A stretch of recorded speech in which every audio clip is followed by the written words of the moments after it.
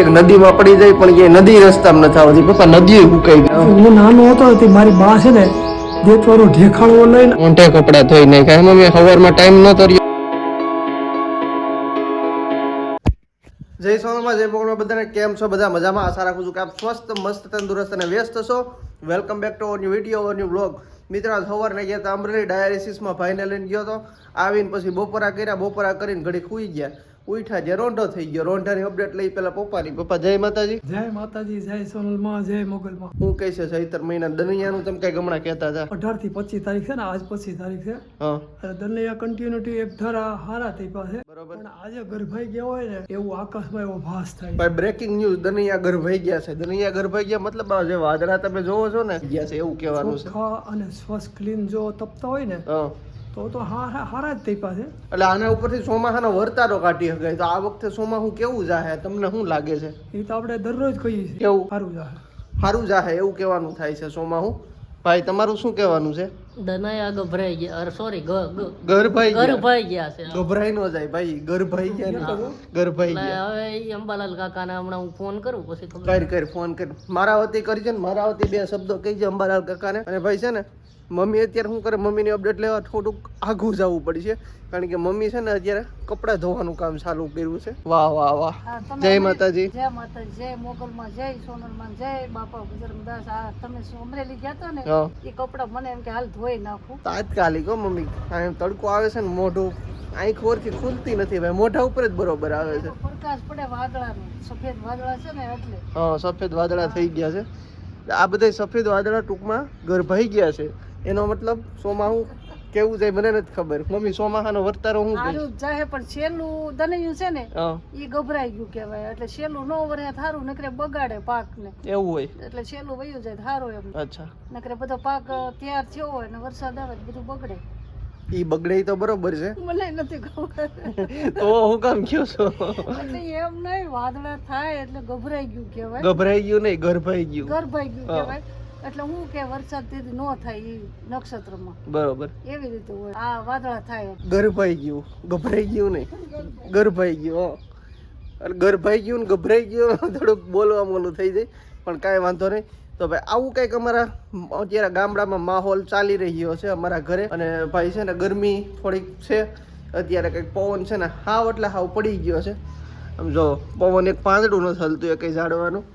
એટલે આવ્યો જેવું નામ લીધે એવો પવન આવ્યો. બોલો લૂ આવી લૂ લૂ લૂ આવે. આજ મારો ભાઈ અમરેલી ગયો હતો ને એટલે થોડોક લૂઝ થઈ ગયો છે. જેમ કેમ ઓલો ફુગો ઓલો થઈ જાય, ગભરાઈ ગયા છે.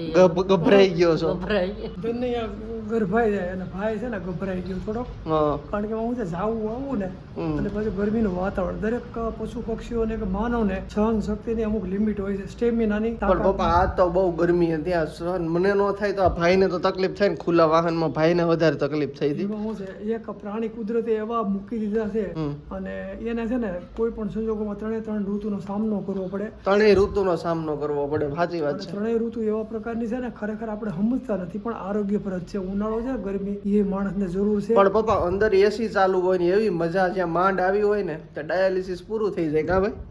એમાં શું છે હવે ગ્લોબલ વોર્મિંગ લીધે છે ને આખું ઋતુ ચક્ર ફરી ગયું છે. સવારમાં ઝાકળ આવે, બપોરે ગરમી હોય અને બપોર પછી વાદળા. અને હવારમાં છે ને આ ભાઈ કોટ પહેરીને આવે મારી ભેગા. આ ભાઈ હો પપ્પા સવારમાં ઝાકળ આવે છે એટલે અત્યારે. હવારમાં ઠાર હોય તુંય સાચો છો અને ભાઈ સાચો છે. ભાઈ હવારમાં છે ને ઠંડી હોય એટલે કોટ પહેરે અને રિટર્ન આવી ને તો એ ભાઈ એટલી બધી ગરમી હોય ને એમ થાય કપડા હોતા ક્યાંક નદીમાં પડી જાય પણ ક્યાંય નદી રસ્તામાં નથી આવતી. પપ્પા નદીઓ સુકાઈ ગઈ હવે. એમાં છે નદીઓ નથાઈ ગયું છે, બંધાઈ ગયું છે. હમ. વરસાદ સારા વરસે છે પણ અનિયમિત વરસે છે. અને જે પેલા 15 દિન જે એલી થતી ને એલી એટલે હું ખબર છે હા કે ઊંચી આંખ નો કરે એમ કહેવાય વરસાદ. સતત 15 દી વરસે. હા. પછી હું નાનો હતો તે મારી બા છે ને દેતવાનો ઢેખાણો લઈને આમ નાખતા દેતવાને એમ કે વરસાદને ડાંભો એમ ડાઈમ્પો. કે હવે વિરામ લ્યો મેઘરાજા એમ બરોબર. એમ ડાંભતા ને તોય જાતા ને પગના ગાળા હડી જતા, વાડીઓના કેળા ફૂટી જતા, મોતી જેવા નીર જેવા પાણી હાલ્યા જતા. અને કૂવામાં તો તમે કાંઠે બેહીને પાણી પી લ્યો અમૃત જેવા બ્રેસલરી એની પાસે કાંઈ નહીં. અમે અનુભવેલું છે. કૂવાના તળ ટૂંકમાં એટલા ઊંચા હતા અને અત્યારે કૂવાના તળ થોડાક અંદર વૈયા ગયા છે, ઊંડા વૈયા ગયા છે.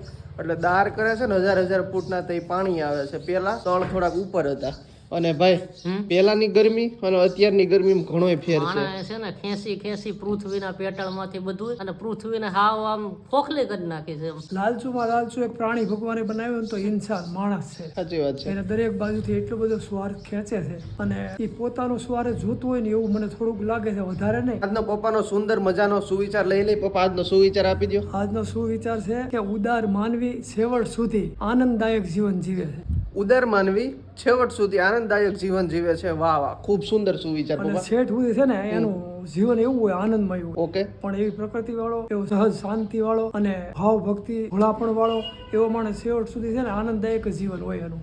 વાહ, ખૂબ સુંદર સુવિચાર, મસ્ત મજાનો સુવિચાર. ને સોરી મારો ભાઈ, કેમ હું તને લઈ ન ગયો ને ક્યાંય એટલે એડવાન્સમાં સોરી. નહીં હવે સોરી નથી કહેવાનું, હવે સોરી નથી જોતું તો મારે હવે જવાનું જાવું છે. સોરી હું નહીં લઉં. ભાઈને જાવું છે ભાઈ, જાવું પછી ટાઈમ લઈને. મિત્રો બીજી એક વાત તમે નોટ કરી, મમ્મીએ છે ને આજ તો રોંઢે કપડાં ધોઈ નાખ્યા. મમ્મી સવારમાં ટાઈમ નહોતો રહ્યો, શું થયું હતું? આ તમે અમરેલી ગયા હતા ને કાઢ્યા હતા તો મેં કીધું ધોઈ નાખું અને પછી અહીંયા સવારમાં થોડુંક મોડું થાય એટલે આમાં સવાર નહીં, થોડાક છે બધા મિક્સમાં છે. અહીંયા તડકો આવી જાય. અચ્છા એવું છે. હા પછી નો ધોવું. અહીંયા છે ને તડકો આવી જાય છે, ઉપરથી હાવ ખુલ્લું રહ્યું ને એટલે અહીંથી તડકો લાગે. અહીંયા કંઈક પતરા જેવું નાખી દીધું હોય તો થાય. એટલે 9 વાગે તમને એમ થતું હોય છે ને કે તમે વાતો તો બહુ મોટી મોટી કરો, પતરા નાખી દઈને, પણ ધીમે ધીમે બધું કરવાનું છે, એટલા માટે કહું છું. થાય બધું થઈ જાય, પતરાય નખાઈ જાય. મિત્રો ગઈ વખતનું ઉખાણું કંઈક એવું હતું કે એવું છે શું છે જે પાણીમાં પડે તો ભીનું ન થાય. તેનો સાચો જવાબ છે પડછાયો. અને આપણા ભાગ્યશાળી વિજેતા છે, એના હું નામ લઉં છું. જો તમે બધા બહુ એટલે બહુ કોમેન્ટ કરી છે તો બધા એના નામ તો નહીં લે, પણ લઈ શકાય એટલા નામ લઉં છું. સાચો જવાબ આપનાર છે સંગીતાબેન પંડ્યા, દયાબેન પાનસુરિયા, દીક્ષિતાબેન આચાર્ય, છબીલદાદા ત્રિવેદી, સુધાબેન રવૈયા, હેમલતાબેન ગઢવી અને અશોકસિંહજી જાડેજા. તો તમે બધા મિત્રો બહુ કોમેન્ટ કરો છો અને આ બીજી રીતે ઉખાણાનો જવાબ આપતા રહેજો. તમારો બધાનો જવાબ આમ તો સાચો જ હોય છે અને ઉખાણું પણ એટલું બધું અઘરું નથી હોતું. ક્યારેક અઘરું હોય, ક્યારેક હા એટલે હેલું હોય છે. મમ્મી પાસેથી છે ને આજનું મસ્ત મજાનું ઉખાણું લઈ લઈ. મમ્મી આજનું ઉખાણું તૈયાર છે? હાલો ત્યાર જ હોય. ત્યારે જ હોય એમ ને? હા. ત્યારે જ હોય. હાલો કયો ને એટલી જ વાત. આપી જ દ્યો. યાદ કરેલું જ હોય. એક જણો હૂતો, હા, ફોને લઈને હૂતો. ફોને લઈને હૂતો, હા. પછી ઊભો થયો કે નહીં ઊભો ન થાય, હૂતો જ રહ્યા બધા. હૂતા જ રહ્યા બધા. એક જણો હૂતો ફોને લઈને, બીજા ફોને લઈને હૂતો અને પછી હૂતો જ રહ્યો. હવે શું છે ને એ તમારે મને કોમેન્ટમાં કહેવાનું. મોટા ભાગના નહીં આવડે, કારણ કે મને નથી ખબર. આ અઘરું છે થોડુંક.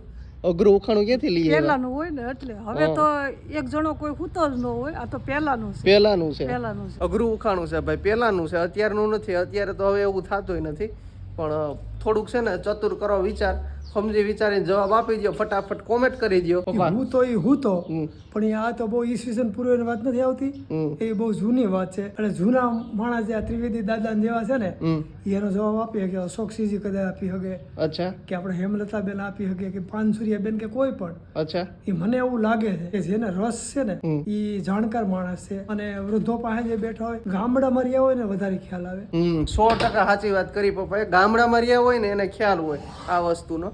એક જણો હૂતો, બીજા ફોને લઈને હૂતો. અને ભાઈ અઘરું છે, મને નથી ખબર. આ તો મમ્મીએ મને કીધું તો ખબર પડી કે ઓહો આ જવાબ છે. ભાઈ તને ખબર છે? ચૈતર મહિનો છે ને એટલે એ હુવાનો મહિનો જ કહેવાય. આમ તો ગરમીમાં હુવાનું જ હોય ને, બીજું શું હોય? એવું નથી ભાઈ, કોઈ વ્યક્તિની વાત નથી આ, પણ વસ્તુની વાત છે. એટલા માટે છે ને સમજી વિચારીને જવાબ આપજો, બરોબર ને મમ્મી? જૂનવાણી છે બધું. જૂનવાળી છે. એટલે અટાણે ઘણી જગ્યાએ હશે, હમ. પણ અમુક જગ્યાએ હશે. હવે અટાણે નથી. લુપ્ત થતું જાય છે. હા અને ભલે હું તો પણ કામ કરે એવો નથી કઈ. ખાલી એમને હૂતો. ખાલી એનું કાર્ય હોવાનું જ છે. ખાલી સુવાનું જ કાર્ય છે અને વ્યક્તિ નથી. હજી હું કહું છું વસ્તુ છે. સમજી વિચારીને ચતુર કરો વિચારના, ફટાફટ આપી દો કોમેન્ટમાં જવાબ. તો સારું મિત્રો, આજનો બ્લોગ અહીં કરું છું એન્ડ. કેવો લાગ્યો નીચે કોમેન્ટ કરી દેજો. પસંદ આવે તો એક લાઈક, ચેનલમાં નવા હો તો સબસ્ક્રાઈબ. મળીએ છીએ જલ્દી નવા બ્લોગમાં. ત્યાં સુધી બધાને જય માતાજી.